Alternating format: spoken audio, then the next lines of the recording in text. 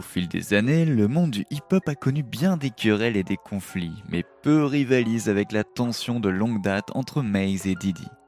Depuis les premiers jours de leur collaboration jusqu'aux allégations et échanges récents, le fossé entre ces deux figures emblématiques de l'industrie a attiré l'attention des fans et des critiques. Cette vidéo plonge profondément dans la chronologie de leur querelle, mettant ainsi en lumière ses origines, les accusations de mauvais traitement et d'exploitation, et les rebondissements intrigants qui se sont déroulés. Tandis que l'affrontement entre Maze et Diddy continue de se dérouler, il soulève des questions plus larges sur l'équité et la transparence au sein de l'industrie musicale. Salut à tous et bienvenue sur Vraie Histoire de Star, la chaîne YouTube qui dévoile la face cachée des célébrités. Aujourd'hui, nous plongeons dans l'univers de Maze et Diddy. Alors, si vous êtes nouveau sur la chaîne, n'oubliez pas de vous abonner et d'activer la cloche de notification pour ne manquer aucune de nos prochaines vidéos. Après sa retraite de l'industrie musicale en 1999 pour poursuivre une voie religieuse, Maze a fait deux retours. Le premier était en 2004 avec l'album Welcome Back qui n'a pas été à la hauteur du succès de son premier album bien aimé Harlem World et de Double Up qui a suivi. En 2009, lors d'une interview radio en direct, Maze surprend Diddy en lui présentant des documents demandant à être libéré de son contrat avec Bad Boy Records. Bien que Diddy ait signé les documents, il a été révélé plus tard que cela autorisait uniquement Maze à collaborer avec d'autres artistes, tandis qu'il restait lié par contrat à Bad Boy Records.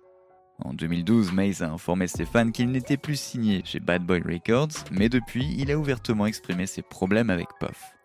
Avant les Grammys de 2020, Diddy a prononcé un discours puissant lors du gala pré-Grammy, tout en acceptant le prix du mérite du président, critiquant au passage le manque de respect pour la musique et les artistes noirs au sein de l'industrie. Cela a trouvé un écho chez beaucoup, à l'exception d'un artiste mentionné dans le discours de Diddy. Fait intéressant, c'est Maze qui a répondu. Dans une publication Instagram, maintenant supprimée, l'ancien rappeur a affirmé que Puff avait refusé de lui vendre les droits de publication de ses 3 albums malgré l'offre de 2 millions de dollars, ce qui était nettement supérieur à son avance initiale de 20 000 dollars de 1996, bien que les rapports suggèrent que Maze a en fait signé pour 250 000 dollars. Dans une longue légende, il a exprimé sa frustration. J'ai entendu ton discours lors des Grammys sur la façon dont tu es à présent du côté de l'artiste et sur la manière dont l'artiste doit reprendre le contrôle. Je serai donc le premier à prendre cette initiative. De plus, avant de demander aux autres ethnies de nous respecter, nous devrions mieux nous respecter entre noirs. Surtout les créateurs. Je t'ai entendu haut et fort quand tu as dit que tu étais maintenant du côté de l'artiste. Et à cela, ma réponse est que si tu souhaites que les choses changent, tu peux faire en sorte qu'elles changent aujourd'hui, en commençant par toi-même. Tes pratiques commerciales passées ont sciemment continué à affamer un de tes artistes et ont été extrêmement injustes envers ce même artiste qui t'a aidé à obtenir cet Icon Award sur l'emblématique label Bad Boy. Par exemple, tu as toujours ma publication d'il y a 24 ans dans laquelle tu m'as donné 20 000 dollars. Ce qui fait que plus jamais je ne travaillerai avec toi, tout comme tout artiste qui se respecte, c'est que tu n'hésites pas à voler et à ternir l'image de ton artiste lorsqu'il ne souhaite pas se conformer à ton horrible modèle commercial. Suite à ces accusations d'exploitation par Puff pendant plus de 20 ans, Maze a détaillé l'impact que cela a eu sur sa carrière dans un autre post Instagram. Cependant, les gens demandaient toujours comment ça se passait avec Maze. J'ai toujours été obligé de jouer le jeu pour ne pas avoir l'air fou et pour que tout continue à bien se passer. Tant de grands moments et de vies humaines dans la musique ont été perdus. Mais encore une fois, j'ai roulé avec toi face à la mort sans broncher et tu trouvais encore des choses à redire.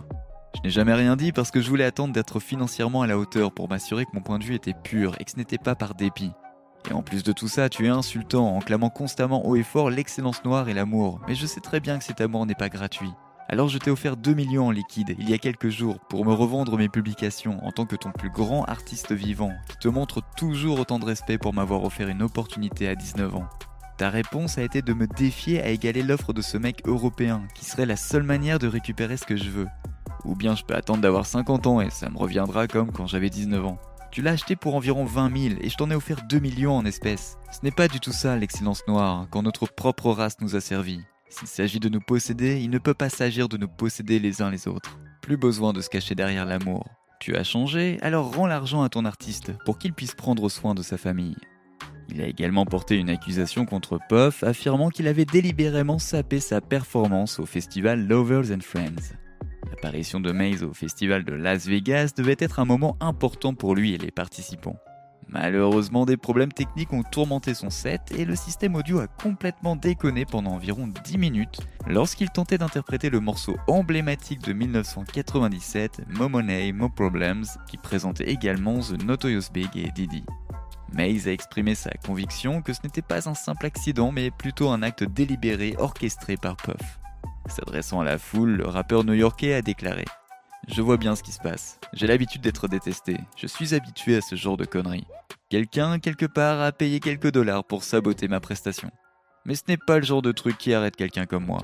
On ne m'éclipse pas aussi facilement. Je n'étais tout simplement pas prêt pour ça. Alors je vais prendre mon temps. En tout cas, merci Puff. Vous savez que c'est lui qui a payé pour ça, n'est-ce pas? Je t'ai eu mec, j'ai bien reçu le message. » Diddy est resté silencieux sur la question, ayant été occupé par les Billboard Music Awards de 2022, mais l'affaire a dégénéré plus tard en une série d'échanges entre lui et Maze. Ce drama a en effet persisté plus tard dans l'année lorsque Diddy est apparu dans une interview avec The Breakfast Club. Cherchant à répondre aux accusations récurrentes de mauvais traitement envers ses artistes, le fondateur de Love Records a exprimé ses réflexions sur les affirmations continues de Maze en déclarant ceci. Bon, j'ai fait un album avec Maze, un album. Combien d'argent pensez-vous que je dois à ce gars-là? A déclaré Puff à la 46e minute de la rencontre en référence au premier album de Maze en 1997, Harlem World. Et puis il est devenu un faux pasteur et est allé escroquer les gens. Et vous allez tous le laisser salir le nom de Dieu? N'importe qui peut venir intervenir, apportez vos reçus. Mais moi, je ne joue pas. Je suis de retour à l'extérieur et je me bats pour nous et je me bats aussi pour moi. Diddy affirme en outre que Maze lui est redevable d'une somme importante de 3 millions de dollars. Il précise que ce montant correspond à une avance qu'il aurait fournie à Maze pour un album qui n'a jamais été livré. Diddy déclare alors avec confiance « Ce sont des faits, j'ai les reçus ». Peu de temps après que The Breakfast Club ait diffusé l'interview avec Puff, au cours de laquelle le magnat du hip-hop a affirmé détenir la preuve que Maze lui devait 3 millions de dollars, Maze s'est sans surprise rendu sur Instagram afin d'exprimer sa ferme opposition à ces affirmations. Il écrit « Comment ose-t-il dire qu'il veut des reçus? Commençons par ta mère, mec. Ta mère a obtenu les reçus, mec. Tout est au nom de ta mère, c'est elle qui a les reçus, mec. » Il poursuit en disant « Tu as besoin de plus de preuves, mec. Biggie n'est pas là, donc Biggie ne peut pas te donner de reçu, il est mort. Craig Mack ne peut pas non plus te donner de reçu, il est mort. De quoi parles-tu? Il dit à qui encore? Black Rob ne peut pas te donner de reçu, il est mort. Et tous les autres à qui tu as fait signer des papiers, ils ne peuvent pas parler de ce dont je parle. Je suis le seul à avoir eu le courage de ne pas le signer, mec. Parce que je n'ai pas besoin d'argent. L'argent n'est pas toujours bon à prendre. Souviens-toi que tu ne joues pas avec n'importe qui, mec. Fait intéressant, Maze lui-même a fait face à des accusations d'actes répréhensibles d'un autre artiste new-yorkais qu'il a tenté de soutenir pour lancer sa carrière, Fivio Foreign. Fivio s'est d'abord fait connaître il y a environ 4 ans avec son hit underground Blicksky in a Box. Maze a reconnu le potentiel de Fivio et lui a rapidement proposé un contrat pour rejoindre son label Rich Fish. Lors d'un épisode du podcast $1 Million Worth of Game, Fivio a révélé qu'il avait facilement signé l'accord et reçu une avance de $5 000. Réfléchissant à la question, Fivio a commenté « Maze m'a dit « Vas-y mec, signe juste ce truc ». Moi j'ai voulu le lire mais il a insisté « Allez, signe-le ». Donc ok, c'est bon, je viens de le signer. Pendant ce temps, Fivio a expliqué avec franchise aux animateurs du podcast qu'il ne connaissait pas vraiment le fonctionnement complexe des grands labels et qu'il s'attendait à ce que son avance le soutienne pendant une période beaucoup plus longue que ça. Il explique « C'était la merde, moi je pensais que cet accord allait durer suffisamment longtemps, et en fait ça n'a pas duré plus de 2 semaines. » L'animateur du podcast, Wallo267, a affiché une déception visible face à la modique somme fournie par Maze à Fivio, en particulier à la lumière des propres problèmes de Maze avec Diddy. Cependant, Fivio a rassuré l'animateur qu'il n'avait aucun ressentiment envers l'accord. Le rappeur a déclaré ceci « Je ne me plains pas vraiment et je ne crache pas dans la soupe. C'est moi qui ai pris cette décision. Pour moi, je suis dans une meilleure situation à présent.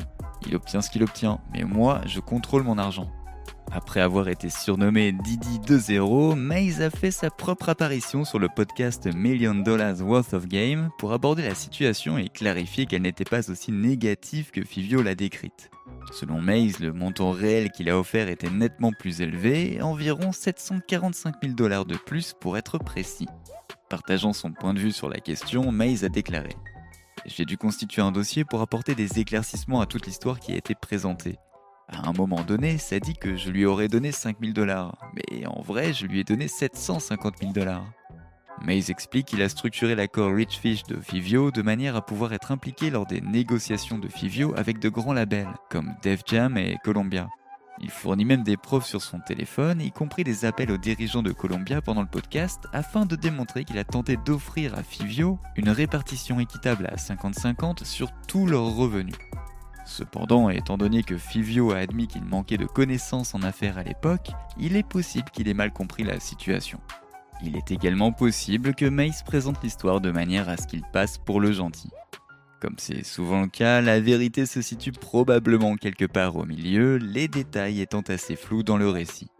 En fin de compte, cette situation met en évidence la nécessité de réformes importantes dans l'industrie de la musique afin d'assurer la transparence et l'équité, tant pour les artistes que pour les professionnels qui contribuent à leur succès. La querelle entre Maze et Diddy a duré des décennies, captant au passage l'attention des fans de hip-hop et soulevant des questions sur l'équité dans l'industrie de la musique. Les accusations de Maze mettent en lumière les défis des artistes, tandis que les demandes reconventionnelles de Diddy ajoutent de la complexité au conflit. La situation avec Fivio Foreign met en évidence la nécessité de mettre en place des pratiques transparentes. Ce conflit en cours s'étend donc à des questions bien plus larges de droits des artistes et de transparence financière. Et selon vous, qui a raison ou tort dans la situation de Maze et Diddy ? N'oubliez pas de laisser des commentaires pour partager avec nous votre avis et opinion sur toute cette histoire et peut-être nous apporter des idées neuves sur tout ça. N'oubliez pas de cliquer sur le bouton d'abonnement pour rester à jour sur toutes nos vidéos. À bientôt.